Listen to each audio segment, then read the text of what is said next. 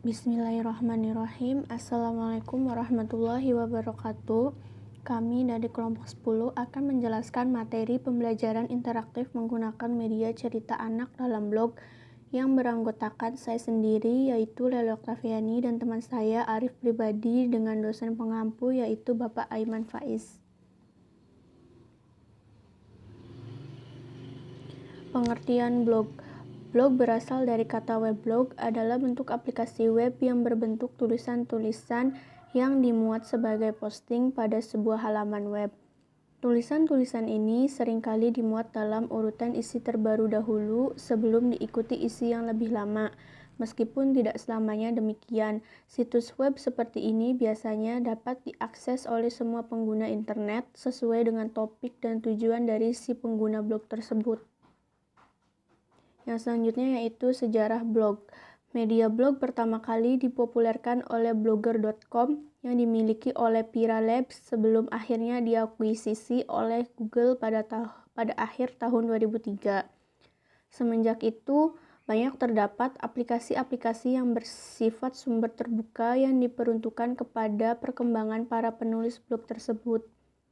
Blog mempunyai fungsi yang sangat beragam, mulai dari sebuah catatan harian, media publikasi dalam sebuah kampanye politik, sampai dengan program-program media dan perusahaan-perusahaan. Sebagian blog dipelihara oleh seorang penulis tunggal, sementara sebagian lainnya oleh beberapa penulis. Banyak juga blog yang memiliki fasilitas interaksi dengan para pengunjungnya, seperti menggunakan buku tamu dan kolom komentar yang dapat memperkenankan pengunjungnya untuk meninggalkan komentar atau isi dari tulisan yang dipublikasikan. Namun demikian, ada juga blog yang bersifat sebaliknya, yaitu non-interaktif. Situs-situs yang saling berkaitan berkat blog atau secara total merupakan kumpulan blog sering disebut sebagai blogsphere. Bila mana sebuah kumpulan gelombang aktivitas, informasi dan opini yang sangat besar berulang kali muncul untuk beberapa subjek atau sangat kontroversial terjadi dalam blogsphere, maka hal itu sering disebut sebagai badai blog. Yang selanjutnya itu ada manfaat blog. Yang pertama yaitu sebagai media interaktif di luar kelas. Sebuah blog dapat dijadikan media belajar interaktif. Misalnya guru di sebuah sekolah dapat membuat blog di mana isi sebuah blog menyangkut mata pelajaran masing-masing guru.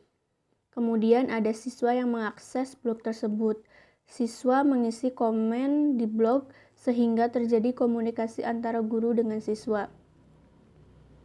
Yang kedua yaitu media untuk menyimpan file. Guru dapat menyusun dan meresum materi pelajaran kemudian meletakkannya ke dalam sebuah blog. Hal ini sangat membantu mempercepat pengajaran karena siswa tidak perlu mencatat lagi di papan tulis sehingga siswa dapat mengakses materi guru dengan mudah tanpa dibatasi oleh waktu dan tempat. Penggunaan blog sebagai media pembelajaran sangat usabilitas atau mudah digunakan dan maintainable atau mudah dikelola dan dirawat. Yang ketiga yaitu sebagai media curhat bagi siswa. Blog memiliki fasilitas yang memungkinkan pengunjung sebuah blog meninggalkan komentar. Oleh sebab itu, blog dapat menjadi media untuk mengungkapkan usul, komentar, dan curhat siswa tentang sistem pengajaran yang ada di sekolah, sehingga pihak sekolah dan guru dapat meningkatkan kinerja mereka sesuai yang diharapkan para peserta didik. Yang keempat yaitu media untuk menulis. Blog dapat berfungsi sebagai media writing learning.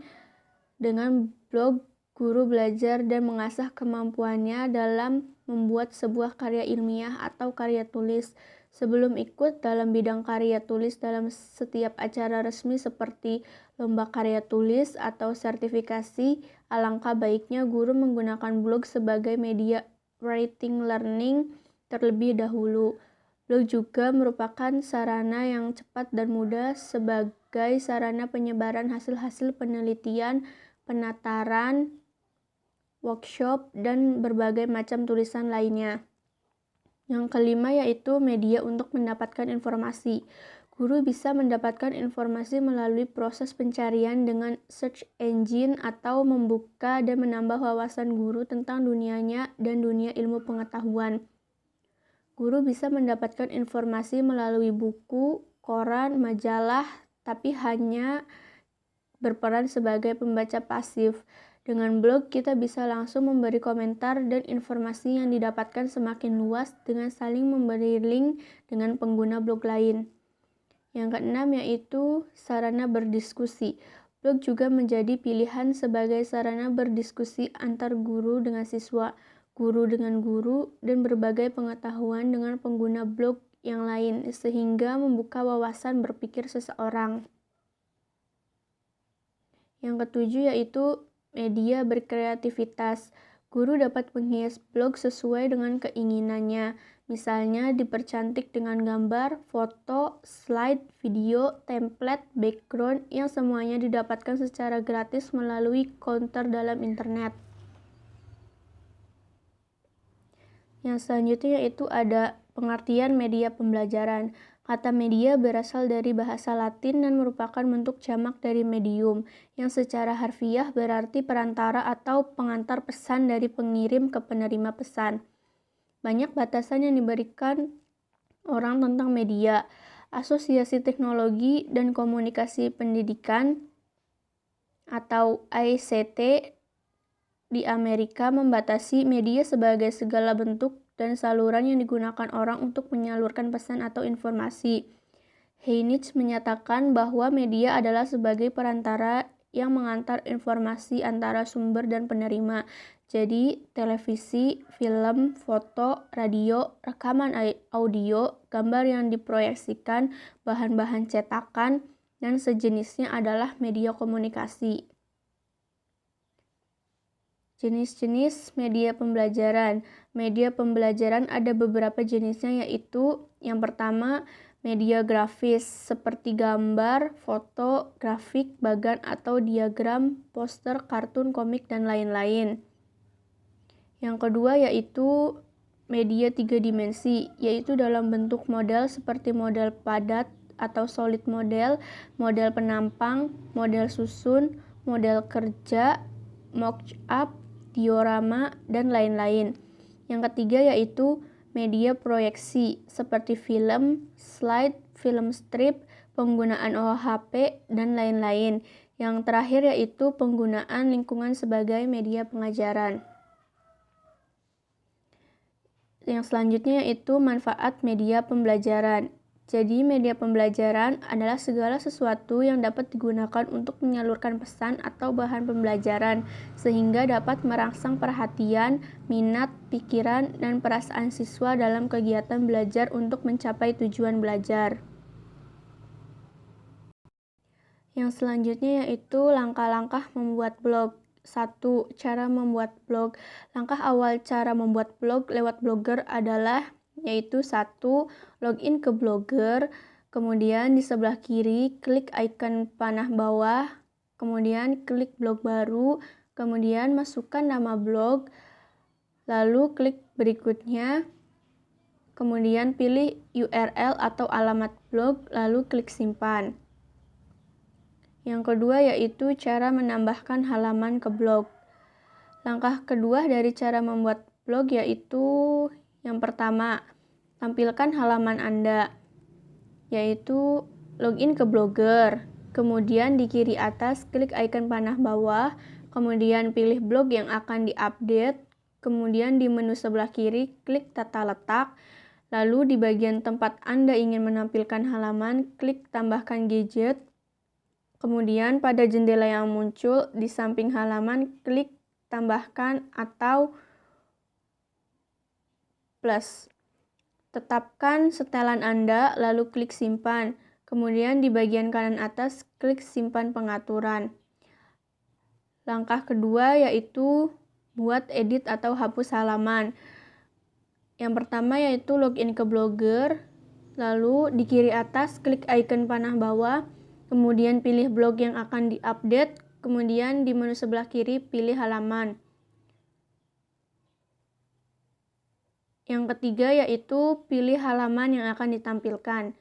Yang langkah pertama yaitu di menu sebelah kiri klik tata letak, kemudian pada bagian halaman klik edit, lalu pilih halaman yang ingin Anda tampilkan, kemudian klik simpan, kemudian di bagian kanan atas klik simpan pengaturan. Yang ketiga yaitu cara membuat, mengedit, mengelola, atau menghapus postingan. Yang pertama yaitu login ke Blogger, kemudian klik postingan baru atau tanda plus, kemudian buat postingan. Catatan, untuk memeriksa tampilan postingan Anda saat dipublikasikan, klik pratinjau. Kemudian simpan atau publikasikan postingan tersebut.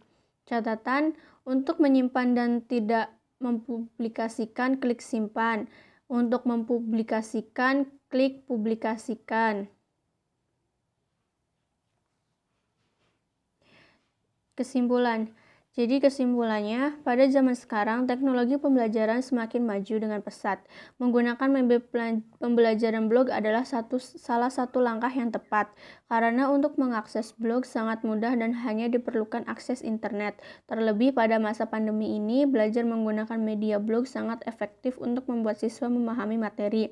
Karena biasanya seorang guru yang menggunakan media blog, materi yang diposting dalam media blog sudah dirangkum sedemikian rupa, sehingga membuat siswa tidak mudah bosan atau jenuh dengan materi tersebut. Sekian dari kelompok kami, kurang lebihnya mohon maaf. Wassalamualaikum warahmatullahi wabarakatuh.